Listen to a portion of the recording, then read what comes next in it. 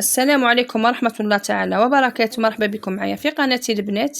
اليوم جبت لكم الوصفة تاع البنيون محشي بالشيكولا للعيد بحشو الكابريز والبندق. ساهل ماهل في وقفة ديروه. جا ما شاء الله يا البنات، جا طري. جا فيه عدة أذواق مختلفة كما راكم تشوفوا لهنا. جا ما شاء الله. أنا بغيت نعطيه لكم بالوصفة تاعي والأفكار تاعي، يعني بدرت فيه تغيير. ان شاء الله ديروه. ولا عجبكم الفيديو تاع اليوم ما تنسونيش بالجيم والاشتراك يا البنات.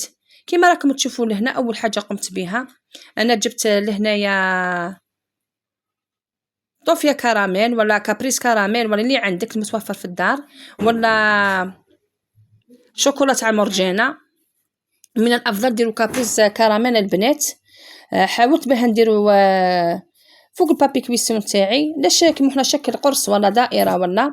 المهم من بعد كي ندخلوه للفريجيدير راه يولي كيما حنا يتخدم معانا. حطيت فيه حبه بندق في كل شويه كابريس، حطيت فيه حبه بندق كما راكم تشوفوا لهنايا، ودخلته للكونجيلاتور باه يبرد ليا البنات، باه من بعد باه نخدمه هي يجيني سهل في الخدمه تاعو. انا دوك نديرو على شكل كريات. نص ساعه استعملت طوفيا اكسترا كريمه الكراميل تجي ما شاء الله. والبنين تاعي جا بزاف بنين وجا بزاف ساهل. وفي وقفه ديريه مع اننا حنا رانا مازلنا ما كملناش الكاطو تاع العيد. انا في تكمله سلسله الحلويات تاع العيد ان شاء الله. بغيت نعطيه لكم ديروه اليوم ان شاء الله في دقيقه ديروه. هنا واش استعملت البنات؟ استعملت هنا 100 غرام تاع شيكولا، وضفت لها 10 غرامات تاع زبده، ودرت لها نصف كاس تاع لاتاي تاع حليب وحطيتها تذوب باه نلم بها الخليط تاعي البنات. وهنا كما راكم تشوفوا كما دخلته للكونجيلاتور وخرجته من با 5 دقائق تخدم معايا. وهنا يا البنات سلكوا كما حنا الكابريس تاعكم سلكوه بشويه زيت باه ما يلزقلكمش في يديكم. هنا حاولت باه نديرو عباره عن كريات صغيره باه نحشي به البنيوم تاعي. يعني جاو ما شاء الله الحبات تاع البنيوم جاو ما شاء الله محشيين من داخل كما كنتو تشوفوا في اول الفيديو. هنا قلت لكم تجيكم العمليه سهله. حاولوا ديروا قطره زيت ما بين يديكم ما بين صباعكم وكيما حنا وديروا الكريات تاعكم، وعاودوا رجعوها للكونجيلاتور باه كي تبغيو تخدموا الحبات تاع البنيوم تاعكم تلقاوهم ماجدين وتجيكم عمليه سهله. هنا واش راح نستعمل؟ هنايا البنيون تاع اليوم انا درت فيه 4 حشوات و4 اذواق مختلفه. جا ما شاء الله. درت لهنايا كوفريت تاع اي نوع ديريه اون شوكولا رحيته، ودرت كاطو بيمو قابصه كومبلي رحيتها، ورحيت قادر 2 كيسان كبار تاع كاوكاو محمص ومقلي مليح في الفور. ودرت يا البنات كاس صغير تاع قطايف مقلي ومحمص مليح ورحيته في وسط الاشوار هذو كل خلطتهم مع بعض انا البنات وزلت لهم كما راكم تشوفوا هنا. قلت لكم كميه من القطايف مختبره من القطايف باه يجينا البنيو تاعنا كريستيونس من داخل وتجي فيه ديك القرمشه. هنا الشيكولا تاعي اللي ذوبتها فوق النار 100 غرام شوكولا كما راكم تشوفوا فيها لهنا واش درت معايا. ودرت لها ديك 10 تاع غرام تاع الزبده باه البنيو تاعنا يجينا مشمخ ويجينا طري من داخل البنات ما يجيناش يابس باه نعودو ناكلو في حبه البنيو ونستبنوا ديك الطراوه هذيك. وهنا استعملت اوبتيلا.